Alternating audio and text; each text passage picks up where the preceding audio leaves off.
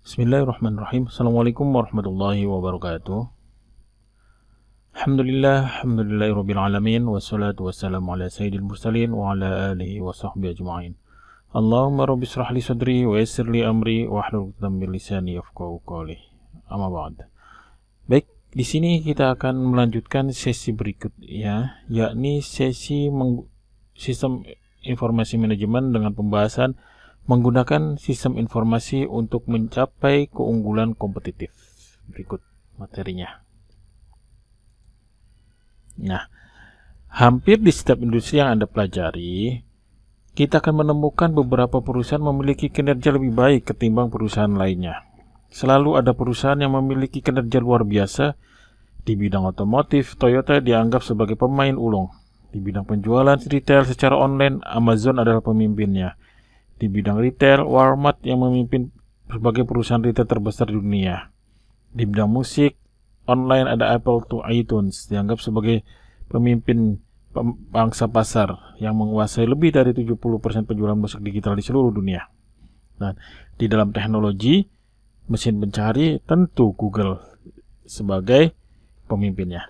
Nah, perusahaan yang memiliki kinerja lebih baik dibanding pesaingnya dianggap memiliki keunggulan kompetitif. Selain mereka memiliki akses ke sumber-sumber khusus yang tidak dimiliki pesaingnya, mereka juga mampu menggunakan sumber daya yang tersedia secara lebih efisien. Biasanya karena memiliki pengetahuan dan informasi yang lebih unggul. Dalam segala hal, mereka lebih baik dalam pertumbuhan pendapatan, tingkat keuntungan, ataupun pertumbuhan produktivitas, dan semua hal tersebut akan menyebabkan semakin baiknya nilai saham perusahaan tersebut dalam jangka waktu yang panjang daripada para pesaingnya. Namun, mengapa beberapa perusahaan memiliki kinerja yang lebih baik dibanding yang lain? Dan bagaimana mereka mencapai keunggulan kompetitif? Bagaimana cara Anda menganalisa organisasi bisnis dan menemukan keunggulan strategis yang dimilikinya? Bagaimana Anda mengembangkan keunggulan sistem strategis tersebut bagi organisasi bisnis Anda? Dan bagaimana sistem informasi berkontribusi bagi keunggulan strategis? Nah, satu jawaban untuk semua pertanyaan tersebut adalah model daya kompetitif Michael Porter. Nah, di sini kita akan membahas tentang model daya kompetitif Michael Porter yang ini. Ini ininya grafiknya. Di sini kita akan jelaskan. Tak perlu diragukan lagi, model yang paling umum digunakan dalam memahami keunggulan kompetitif perusahaan adalah model daya kompetitif atau competitive force model Michael Porter. Nah, yang ini yang seperti kita lihat di sini, yang ini. Nih, yang ini. Model ini menyajikan gambaran umum tentang suatu perusahaan, pesaingnya, dan serta lingkungan di sekitar perusahaan tersebut. Model Porter membahas secara menyeluruh lingkungan bisnis secara umum. Dalam model ini terdapat 5 daya kompetitif yang dianggap menentukan nasib suatu perusahaan. Yang pertama, pesaing tradisional. Nah, setiap perusahaan berbagi pangsa pasar dengan pesaing lainnya yang secara terus-menerus merancang cara baru yang lebih efisien dalam memproduksi, memperkenalkan hasil produksi dan layanan, serta menarik minat konsumen dengan mengembangkan merek-merek mereka dan mewajibkan biaya peralihan bagi konsumen mereka. Ini contoh apabila produk diganti, maka terdapat biaya tambahan atau prosedur yang rumit. Yang kedua adalah pendatang baru. Ini, new market entrance. Dalam sistem ekonomi yang bebas ini, dengan tenaga kerja dan sumber daya finansial yang selalu berpindah-pindah, perusahaan-perusahaan baru selalu masuk ke pasaran. Pada beberapa bidang industri, hambatan untuk masuk ke dalam pasar sangat rendah. Sementara di bidang industri lainnya, masuk ke suatu pasaran sangatlah sulit. Sebagai contoh, cukup mudah untuk memulai bisnis pizza atau usaha retail berukuran kecil lainnya. tetapi jauh lebih mahal dan sulit untuk masuk ke dalam bisnis chips komputer yang memiliki biaya modal sangat tinggi serta memerlukan keahlian dan pengetahuan yang mendalam di bidangnya yang sangat sulit diperoleh. Perusahaan baru memiliki beberapa keuntungan. Mereka tidak terikat oleh peralatan maupun sumber daya yang sudah usang. Mereka sering membayar pekerja yang lebih mudah dengan biaya yang lebih ekonomis dan biasanya lebih inovatif. Mereka tidak merasa terbebani merek yang telah lama dipakai. Mereka lebih lapar dan memiliki motivasi tinggi ketimbang pemain lama dalam industri tersebut. Keuntungan-keuntungan tersebut juga merupakan kelemahannya. Mereka bergantung pada pihak luar untuk mendanai peralatan dan sumber dayanya yang baru, yang bisa saja harganya mahal. Tenaga kerja mereka hanya memiliki sedikit pengalaman dan merek mereka jarang dikenal. Itu yang kedua. Yang ketiga adalah produk dan jasa pengganti atau produk substitute product. Yang ini substitute product. Hampir di setiap industri muncul produk-produk pengganti atau substitusi apabila harga produk yang Anda tawarkan atau yang ditawarkan dianggap konsumen terlalu mahal. Teknologi baru selalu menciptakan produk-produk pengganti baru sepanjang masa. Etanol dapat menggantikan gasolin untuk mobil, minyak sayur sebagai bahan bakar truk, serta beragam pembangkit listrik tenaga angin, matahari, batu bara, dan air sebagai sumber daya industri. Demikian juga jasa telepon, internet dapat menggantikan layanan telepon tradisional, serta kabel optik untuk jalur telepon ke rumah dapat menggantikan kabel TV. Dan tentu saja layanan musik via internet yang memungkinkan Anda mengunduh musik ke iPod menggantikan CD musik yang dijual di toko-toko. Semakin banyak barang dan jasa pengganti di bidang industri yang Anda geluti, semakin kecil kemungkinan Anda mengendalikan harga dan semakin rendah tingkat keuntungan Anda. Berikutnya adalah yang keempat, yakni pelanggan. Nah, pelanggan itu adalah customer. Perusahaan yang menguntungkan bergantung erat dengan kemampuan menarik minat pelanggan, memelihara langganan yang sudah ada sambil merebut dari pesaingnya, serta menjual dengan harga yang tinggi. Kekuatan konsumen muncul ketika mereka dapat dengan mudah beralih ke produk dan layanan pesaing Anda, atau jika mereka dapat memaksa suatu organisasi bisnis bersaing harga dengan pesaingnya di pasar terbuka, di mana setiap produk hanya memiliki sedikit diferensiasi produk atau product differentiation. Dan harga-harga yang dapat diketahui dengan cepat, seperti internet. Sebagai contoh, dalam pasar buku pelajaran di sekolah internet, siswa sebagai konsumen dapat menemukan banyak pemasok buku pelajaran ke sekolah lainnya.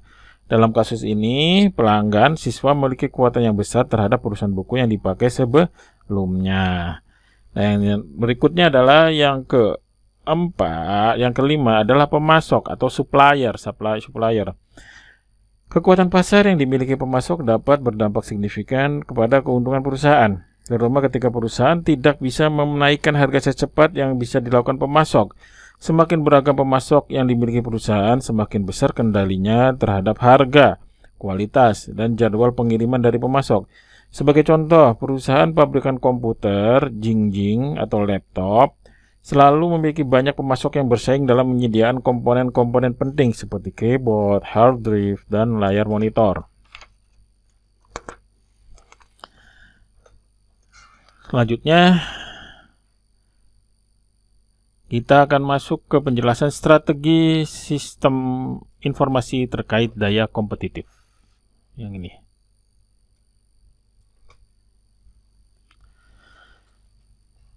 Apa yang dilakukan perusahaan ketika mereka berhadapan dengan seluruh tekanan persaingan ini? Dan bagaimana perusahaan menggunakan sistem informasi dalam menanggulangi tekanan persaingan ini?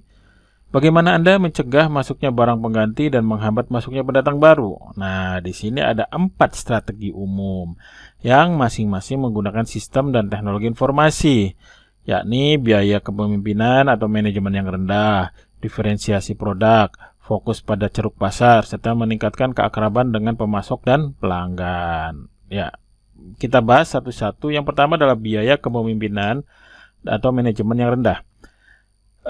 Gunakan sistem informasi untuk mencapai harga dan biaya operasional serendah-rendahnya. Contoh klasiknya, kita ambil contoh Walmart dengan penjaga harga barang tetap murah dan rak barang dengan dagangan tetap terisi menggunakan sistem pengisian ulang persediaan barang yang legendaris tersebut. Walmart menjadi pemimpin pangsa pasar retail di Amerika Serikat. Sistem pengisian ulang berkelanjutan milik Walmart mengirimkan pesan untuk pengisian ulang barang dagangannya kepada pemasoknya sesegera mungkin setelah konsumen membayar barang belanjaannya di kasir. Nah, terminal-terminal yang merekam penjualan barang direkam setiap kode barang yang melewati counter kasir, kemudian mengirim data transaksi pembelian tersebut ke komputer pusat perusahaan Walmart. Nah, komputer tersebut mengumpulkan seluruh pesanan dari cabang-cabang Walmart, kemudian meneruskan pesanan ke pemasok. Pemasok juga bisa mengakses data penjualan dan persediaan menggunakan situs web. Nah, sistem pengisian ulang persediaan barang yang dimiliki Walmart merupakan salah satu contoh sistem tanggapan pelanggan yang efisien atau Efficient Customer Response System. Sistem yang efisien tersebut secara langsung menghubungkan antara perilaku konsumen, pembelian kepada distribusi dan produk serta rantai persediaan. Begitu efisien sistem yang dimiliki oleh Walmart tersebut dalam merespon pelanggan. Yang kedua adalah diferensiasi produk. Nah, di sini gunakan sistem informasi untuk menciptakan produk atau layanan baru atau mengubah secara signifikan keyakinan konsumen dalam menggunakan barang atau jasa yang Anda miliki sekarang. Sebagai contoh, Google secara terus-menerus memperkenalkan layanan-layanan baru dan unik pada situs webnya. Contohnya ada Google Maps. Dengan mengakuisisi PayPal, perusahaan pembayaran elektronik pada tahun 2003, eBay mempermudah pelanggan dalam membayar penjual serta memperluas penggunaan Action Marketplace, aplikasi buatan eBay untuk memungkinkan pelelangan barang dilakukan secara elektronik. Di situ. Nah, perusahaan retail dan pabrikan menggunakan sistem informasi untuk menciptakan produk dan jasa yang dimiliki spesifikasi sesuai dengan kebutuhan konsumen. Sebagai contoh, menjual produk rancangan, khususnya sneaker, salah satu produk sepatunya melalui program Nick ID yang diluncurkan di situs webnya. Nah, di sini kita lihat tabel 3.3, teknologi informasi memungkinkan produk dan jasa yang baru memiliki keunggulan kompetitif. Di sini contohnya adalah Amazon One Click Shopping. Nah, di sini program Amazon yang mempermudah konsumen dalam berbelanja secara online. Nah, Amazon selaku pemegang hak paten One Click Shopping yang disewakan kepada perusahaan retail online lainnya. Yang kedua, distribusi musik secara online. Ada iPod dan iTunes buatan Apple yang ini. iPod adalah pemutar musik genggam terintegrasi yang didukung oleh 13 juta lagu yang tersedia secara online. Yang ketiga, kustomisasi kelompok pecinta golf. Ada namanya Ping. Nah, pelanggan dapat memilih lebih dari 1 juta kelompok pecinta golf, membentuk pengiriman sistem pesanan kustomisasi klubnya dalam 48 jam. Pembayaran perorangan dengan menggunakan PayPal. PayPal memungkinkan pengiriman uang antar individu antar akun bank dan kartu kredit.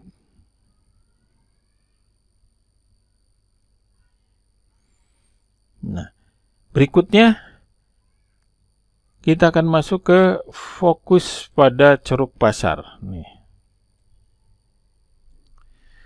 Gunakan sistem informasi untuk memfokuskan perusahaan pada pangsa pasar yang spesifik. Layani pangsa pasar yang sempit ini lebih baik daripada pesaing-pesaing Anda. Sistem informasi mendukung strategi ini dengan menghasilkan dan menganalisa data guna disesuaikan dengan teknik penjualan dan pemasaran.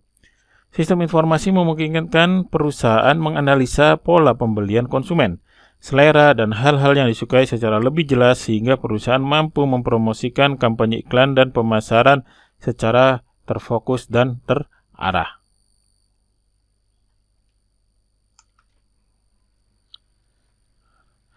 Data tersebut bersumber dari serangkaian transaksi kartu kredit, data demografis, data pembelian barang dari supermarket dan toko retail lainnya, serta data yang dikumpulkan saat orang-orang mengakses dan berinteraksi dengan situs web.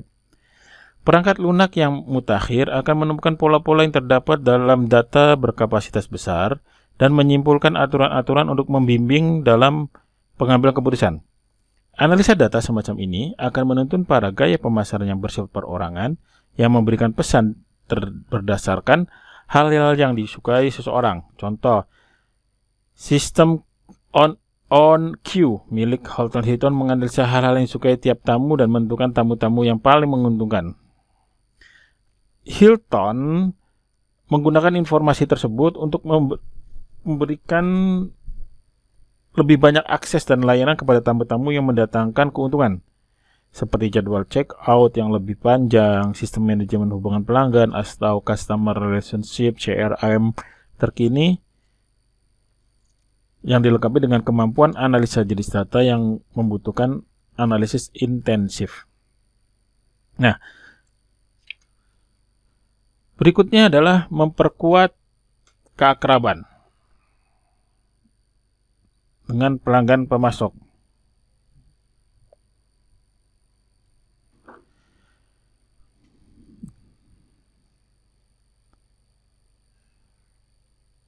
Ini customer and supplier intimacy. Nah, memperkuat keakraban dan pelanggan pemasok, gunakan sistem informasi untuk memperkuat hubungan dengan pemasok serta kembangkan keakraban dengan pelanggan. Perusahaan Sisler Corporation menggunakan sistem informasi untuk memfasilitasi akses langsung ke pemasok ke jadwal produksi, bahkan mengizinkan pemasok untuk memutuskan bagaimana dan kapan presiden akan dikirim ke pabrik Sisler. Hal semacam ini menyediakan waktu lebih banyak bagi pemasok untuk memproduksi barang. Di sisi konsumen, Amazon memantau preferensi buku dan CD yang dibeli oleh konsumen dan merekomendasikan judul buku lain yang dibeli oleh konsumen lain. Hubungan yang kuat dengan konsumen dan pemasok meningkatkan biaya peralihan atau switching cost, biaya dari peralihan satu produk ke produk saing, dan loyalitas kepada perusahaan Anda. Nah, di sini pada tabel 3.4 menggambarkan strategi kompetitif yang telah kita jelaskan tadi. Beberapa perusahaan fokus pada salah satu strategi tersebut, tetapi kalian akan lebih sering melihat perusahaan-perusahaan yang berusaha menerapkan beberapa strategi sekaligus. Contohnya adalah Starbucks yang akan mendiskusikan pada sesi interaktif organisasi. Kita lihat yang pertama. Ini adalah strategi yang pertama adalah kepemimpinan biaya rendah, low cost leadership. Yang kedua adalah differential product. Yang ketiga adalah fokus pada peluang pasar. Yang keempat ada intimasi dan supplier. Seperti ini. Ini contoh-contohnya seperti yang kita jelaskan tadi. Nah, sekarang kita akan pembahasan dampak internet bagi keuangan kompetitif. Keunggulan kompetitif. Bagi keunggulan kompetitif.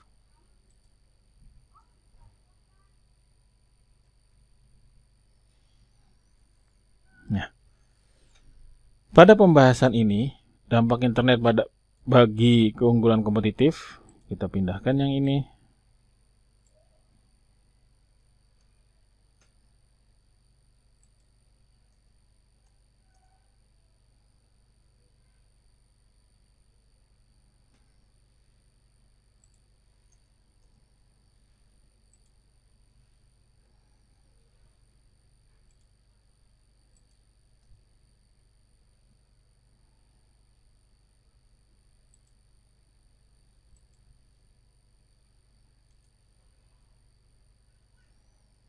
Oke.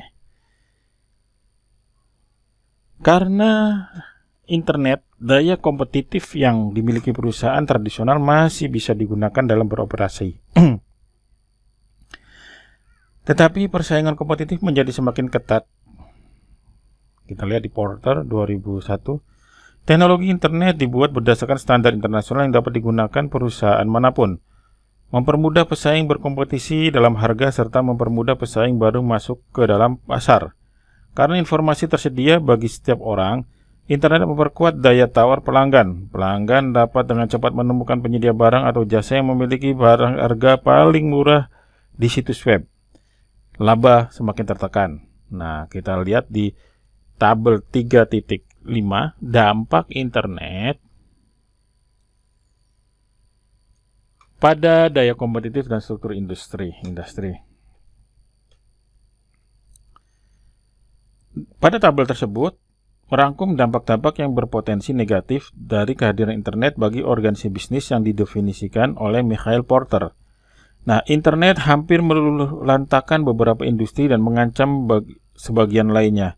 Sebagai contoh, industri percetakan ensiklopedia dan biro perjalanan hampir hancur akibat kehadiran jasa pengganti yang tersedia di internet. Seperti kita ketahui, di mana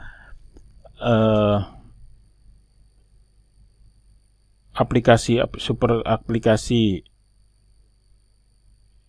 perjalanan itu hampir menutup penjualan tiket-tiket berbasis tradisional kayak Traveloka, Booking.com, dan lainnya.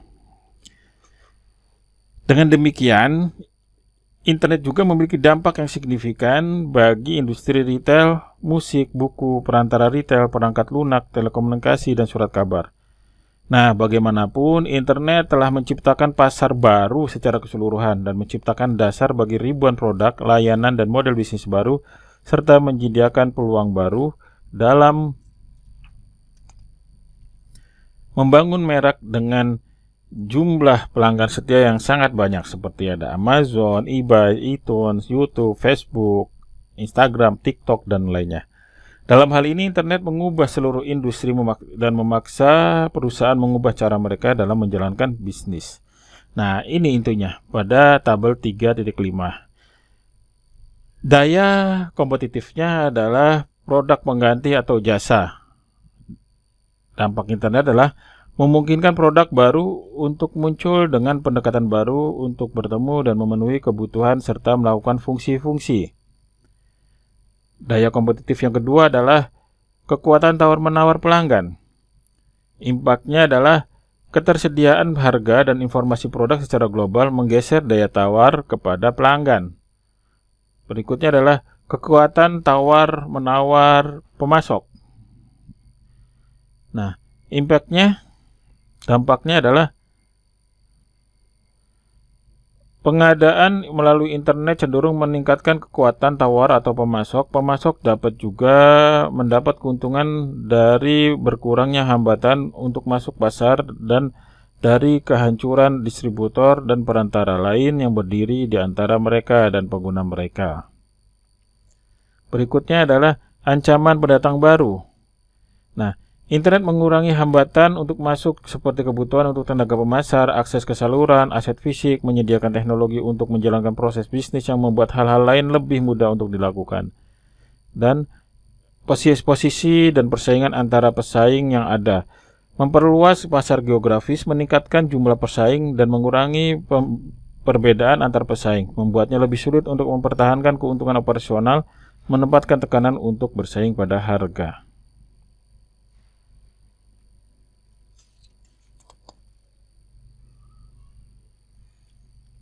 Berikutnya kita akan masuk ke model rantai nilai organisasi bisnis.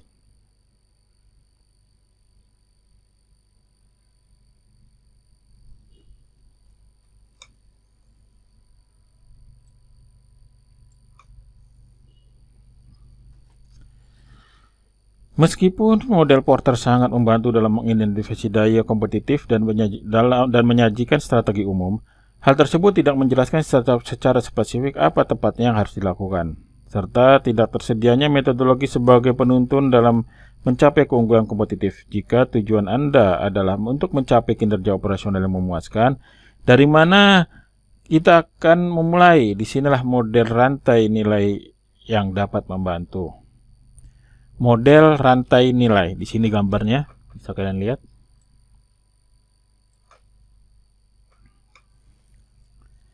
Aktivitas utama atau primary activity yang ini.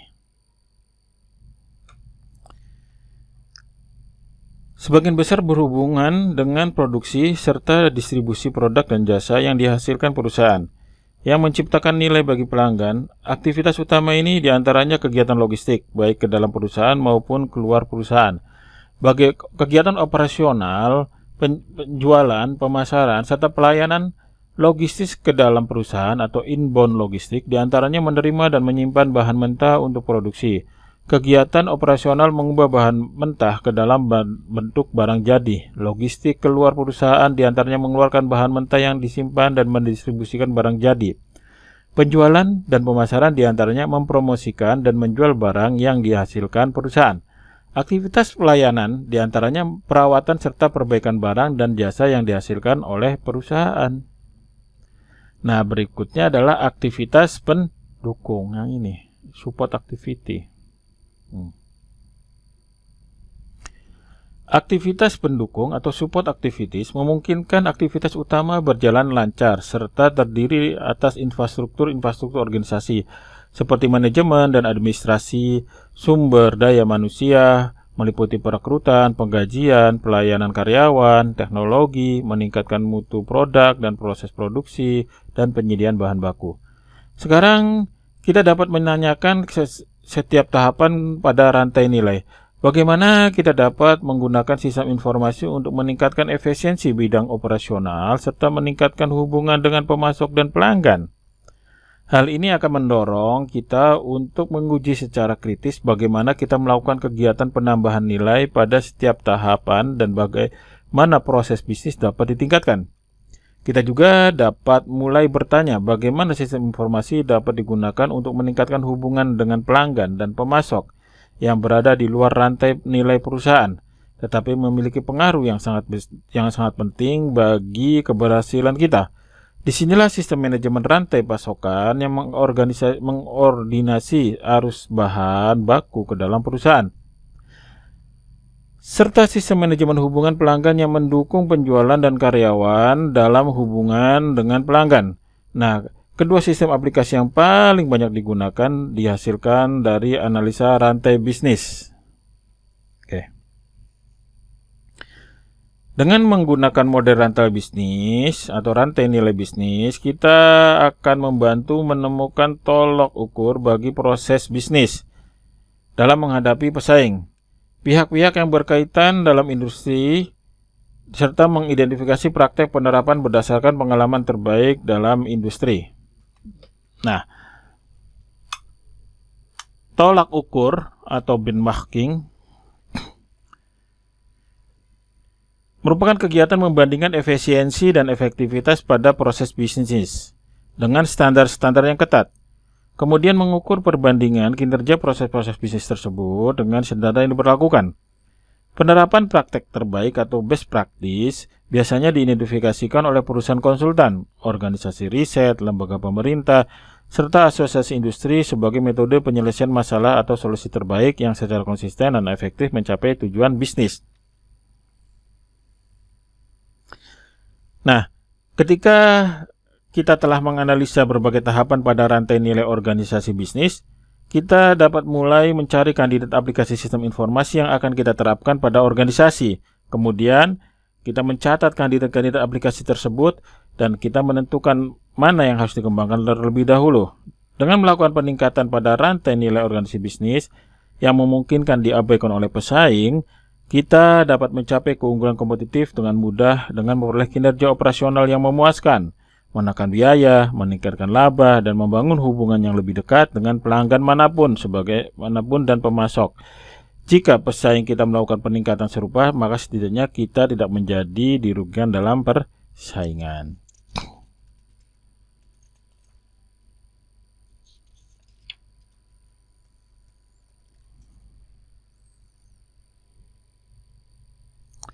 Berikutnya kita akan bahas memperluas rantai nilai, yaitu menggunakan web. Yang ini gambar 3.9 adalah value web. Oke. Pada gambar 3.9 yang ini 3.9 value web, kita lihat gambarnya, menunjukkan bahwa rantai nilai perusahaan terhubung dengan rantai nilai pemasoknya, distributor, dan pelanggannya. Selain itu, hampir sebagian besar kinerja perusahaan bergantung tidak hanya pada apa yang terjadi dalam perusahaan saja, melainkan juga pada seberapa baik perusahaan dalam berkoordinasi dengan pemasoknya. perusahaan pengirim seperti mitra logistik, ada Gojek, di sini ada Gosen, ada Antar Aja dan lain-lain. Dan tentu saja dengan pelanggan. Bagaimana sistem informasi digunakan dalam mencapai keunggulan strategis di tingkat industri dengan bekerja sama dengan pengusaha lain. Kalangan industri dapat menggunakan teknologi informasi dalam mengembangkan standar di dalam dunia industri dalam bertukar informasi atau bertransaksi bisnis secara elektronik yang mendorong setiap pihak yang terlibat di pasaran menganut standar yang sama. Seperti usaha meningkatkan efisiensi, membuat produk pengganti yang lebih murah, dan memungkinkan menaikkan biaya masuk bagi pesaing baru yang ingin masuk ke pasaran. Serta kalangan industri juga dapat membangun jaringan industri berskala luas, konsorsium, simposium yang didukung oleh teknologi informasi, serta jaringan komunikasi untuk mengkoordinasi kegiatan-kegiatan yang berhubungan dengan lembaga pemerintah, persaingan lintas negara, dan persaingan dalam industri. Dengan melihat pada rantai nilai industri, akan mendorong kita untuk berpikir bagaimana cara memanfaatkan sistem informasi untuk menghubungkan perusahaan dengan pemasok mitra strategis dan pelanggan secara efisien. Keunggulan strategis diperoleh dari kemampuan kita dalam menghubungkan rantai nilai kita dengan rantai nilai mitra kita dalam proses bisnis. Nah, ini sebagai ilustrasi seandainya kita adalah pemilik Amazon. Kita pemilik Amazon.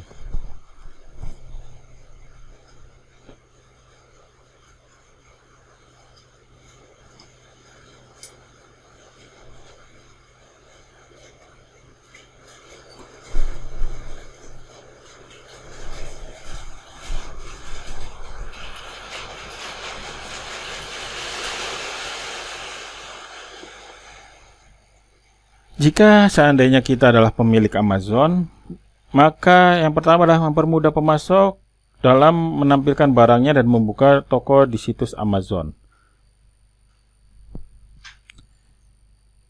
Yang kedua adalah mempermudah pelanggan melakukan pembayaran. Yang ketiga, mengembangkan sistem yang mengkoordinasi pengiriman barang kepada pelanggan. Dan yang keempat, mengembangkan sistem yang memantau pengiriman barang ke pelanggan.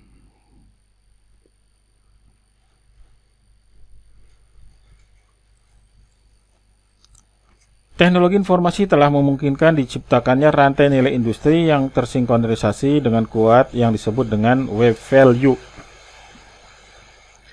Ada sekumpulan perusahaan yang menggunakan teknologi informasi untuk mengkoordinasi rantai nilainya dalam memproduksi barang ataupun jasa bagi pasar secara umum.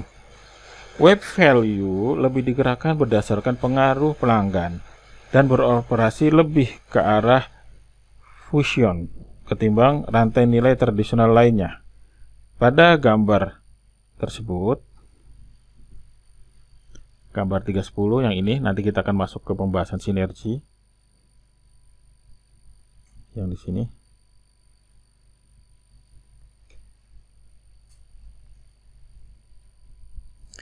Nah, kita akan masuk ke pembahasan sinergi, kompetensi inti, dan strategi berbasis jaringan. Kita akan membahas ini. Sebuah perusahaan besar biasanya merupakan kumpulan dari organisasi-organisasi bisnis. Seringkali perusahaan disusun secara finansial sebagai kumpulan unit bisnis strategis, dan pengembalian yang diterima perusahaan secara langsung bergantung pada seluruh kinerja unit bisnis strategis. Sistem informasi dapat meningkatkan keseluruhan kinerja unit bisnis tersebut dengan mempromosikan sinergi dan kompetensi inti. Nah, yang pertama adalah sinergi. Pemahaman tentang sinergi adalah ketika hasil yang diberikan oleh suatu unit bisnis dapat digunakan sebagai masukan bagi unit bisnis lainnya, atau dua organisasi yang saling berbagi pasar dan keahlian, serta hubungan ini menekan biaya dan menghasilkan keuntungan. Merger bank dan lembaga finansial seperti lainnya. Kita lihat untuk sinergi adalah bank syariah di Indonesia, terutama bank syariah BUMN, di mana merger menjadi Bank Syariah Indonesia yang terdiri dari Bank Syariah BRI Syariah, Mandiri Syariah, dan BNI Syariah.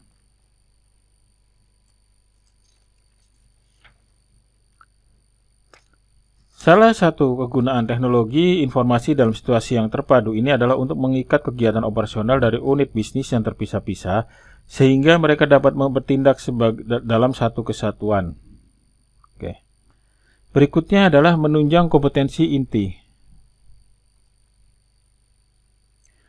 Cara lain untuk menggunakan sistem informasi untuk meraih keunggulan kompetitif adalah dengan cara memikirkan bagaimana perusahaan menunjang kompetensi inti yang dimilikinya. Dasar pemikiran tersebut adalah bahwa kinerja seluruh unit bisnis akan meningkat sepanjang seluruh unit bisnis tersebut berkembang atau menciptakan kompetensi inti yang terpusat. Kompetensi inti atau core kompetensi adalah aktivitas yang dilakukan perusahaan yang membuatnya menjadi pemimpin berkelas dunia. Kompetensi inti mungkin terlibat sebagai perancang miniatur terbaik dari bagian-bagian layanan pengiriman terpadu terbaik atau perusahaan membuat film pendek terbaik. Secara umum, kompetensi inti bergantung pada pengetahuan yang diperoleh selama bertahun-tahun melalui pengalaman praktik lapangan menggunakan teknologi. Nah, pengetahuan praktis ini biasanya diperkuat dengan upaya riset jangka panjang dan komitmen dari karyawan. Setiap sistem informasi yang mendukung pendistribusian pengetahuan lintas unit bisnis akan memperkuat daya saing. Sistem semacam itu mungkin mendorong dan memperkuat daya saing yang sudah ada, serta menyadarkan karyawan tentang pengetahuan di luar sana. Sistem ancaman itu juga mempengaruhi daya saing suatu perusahaan di pasar terkait. Berikutnya adalah strategi berbisnis jaringan ini.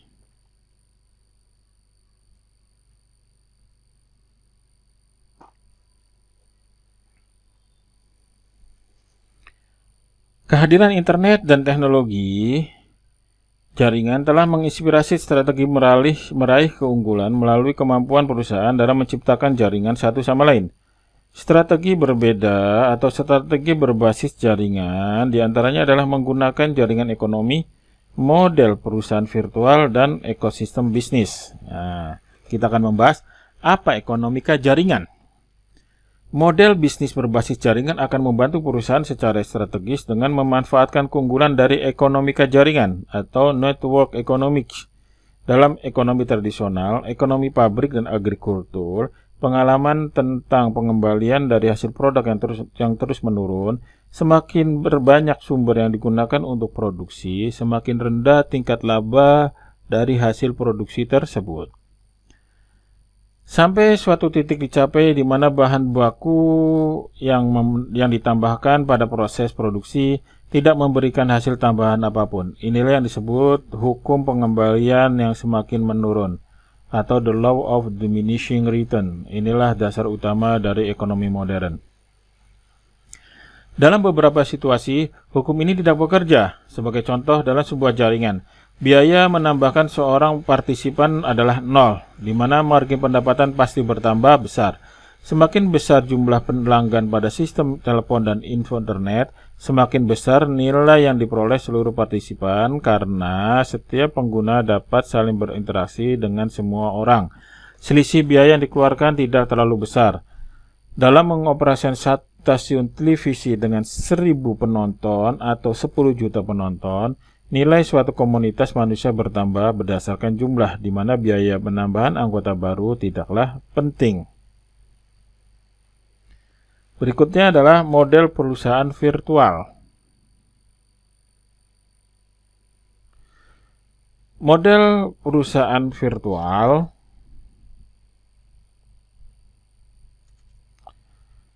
adalah strategi berbasis jaringan lain yang dapat digunakan adalah penggunaan model perusahaan virtual untuk menciptakan daya saing bisnis. Perusahaan virtual atau virtual company juga dikenal sebagai organisasi virtual, menggunakan jaringan untuk berhubungan dengan orang-orang, aset, serta ide-ide. Memungkinkannya bekerja sama dengan perusahaan lain untuk menciptakan dan mendistribusikan barang maupun jasa tanpa dibatasi oleh lokasi fisik maupun batas-batas tradisional organisasi. Suatu perusahaan dapat menggunakan kemampuan perusahaan lain tanpa harus terikat dengan perusahaan tersebut. Model perusahaan virtual berguna ketika suatu perusahaan menemukan barang, jasa maupun kemampuan yang dimiliki perusahaan lain lebih murah, dan hal ini membutuhkan aksi cepat untuk menangkap peluang tersebut di saat terbatasnya waktu dan sumber daya yang dimiliki. Contohnya, seperti Guess, Annie Taylor, Levi Strauss, dan Reebok menunjukkan perusahaan Li Fang yang berbasis di Hong Kong untuk mengelola produk dan pengiriman garment mereka. Li Fang menangani pengembangan produk, menyediakan bahan baku, perencanaan produk, jaminan kualitas, serta pengiriman. Nah, Li and Fang tidak memiliki kain, pabrik, ataupun mesin. Li dan Fang menyebarkan kontrak kerja ke seluruh pekerjaan yang diterimanya ke lebih dari 15.000 pemasok di 40 negara seluruh dunia. Konsumen melakukan pemesanan ke extranet yang dimiliki oleh Li and Fang, kemudian Li and Fang mengirimkan instruksi kepada pemasok bahan mentah yang tepat dan pabrik di mana pakaian tersebut diproduksi. Extranet yang dimiliki oleh Li and Fang memantau keseluruhan proses produk untuk setiap pesanan. Beroperasi dalam bentuk perusahaan virtual, menjaga Li and Fang tetap fleksibel dan adaptif sehingga dapat merancang dan memproduksi produk yang dipesan oleh kliennya secara singkat untuk mengikuti perubahan di dunia fashion yang begitu cepat. Berikutnya adalah ekosistem bisnis. Nah, ekosistem bisnis kita ambil sebuah perusahaan seperti Keystone and Niche. Internet dan kehadiran perusahaan digital mengundang serangkaian modifikasi pada model daya kompetitif di dunia industri. Model tradisional Porter mengasumsikan sebuah lingkungan industri yang bersifat statis adalah sebagai berikut. Jarak dan batas industri yang jelas dan nyata. Sekelompok pemasok, barang pengganti, pelanggan dengan fokus pada pemain-pemain industri di lingkungan pasar, ketimbang berkecimpung di suatu bidang industri. Beberapa perusahaan saat ini lebih cenderung berpartisipasi di berbagai bidang industri yang saling terkait. Nah, ekosistem bisnis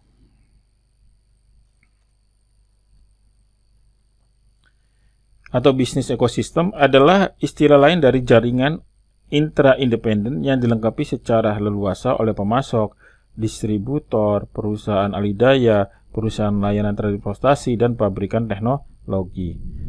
Konsep ekosistem bisnis dibangun berdasarkan ide tentang value web yang telah dijelaskan di awal.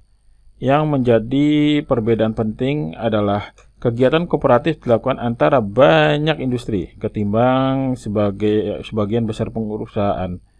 Sebagai contoh adalah Microsoft dengan Walmart yang menyediakan platform yang terdiri atas sistem informasi, teknologi, dan layanan yang digunakan oleh ribuan perusahaan dari berbagai jenis industri untuk menunjang kemampuan mereka. Microsoft memperkirakan lebih dari 40.000 perusahaan menggunakan platform Windows untuk mengirimkan produk mereka, mendukung produk Microsoft yang digunakannya, serta memperluas nilai perusahaan Microsoft itu sendiri. Sistem penerimaan pesanan, pengelolaan persediaan milik Walmart adalah platform yang digunakan ribuan pemasok untuk memperoleh akses secara langsung terhadap permintaan pelanggan, memantau pengiriman barang, dan mengontrol persediaan. Ekosistem bisnis dapat dikarakteristikan sebagai salah satu atau beberapa perusahaan penting yang mendominasi ekosistem dan menciptakan platform yang digunakan oleh perusahaan kecil lainnya. Perusahaan-perusahaan penting dalam ekosistem Microsoft antara lain Microsoft dan produk teknologi seperti Intel dan IBM. Perusahaan-perusahaan kecil di sekitarnya seperti ribuan perusahaan aplikasi perangkat lunak, pengembang perangkat lunak, perusahaan jasa, perusahaan jaringan, serta perusahaan konsultan yang mendukung dan bergantung pada produk Microsoft. Nah, teknologi informasi memiliki peranan yang kuat dalam membangun ekosistem bisnis. Secara jelas, banyak perusahaan menggunakan sistem informasi untuk berkembang menjadi perusahaan-perusahaan penting dengan membangun platform berbasis teknologi informasi yang dapat digunakan oleh perusahaan lain. Pada era perusahaan digital, kita dapat lebih berharap pada penekanan penggunaan teknologi informasi dalam membangun ekosistem industri karena biaya partisipasi dalam ekosistem semacam ini akan turun drastis dan keuntungan perusahaan akan naik secara cepat seiring pertumbuhan platform tersebut. Perusahaan individu seharusnya beranggapan bahwa sistem informasi yang dimilikinya seharusnya memungkinkan mereka untuk menjadi perusahaan rekanan yang menguntungkan pada ekosistem yang lebih besar yang diciptakan oleh perusahaan-perusahaan penting. Sebagai contoh, dalam membuat keputusan tentang produk yang akan dibuat atau jasa yang akan ditawarkan, suatu perusahaan seharusnya beranggapan bahwa sudah ada ekosistem bisnis yang berhubungan dengan produk ini dan bagaimana menggunakan IT atau teknologi informasi untuk memungkinkan partisipasi di dalam ekosistem. Baik, demikian sesi 3.3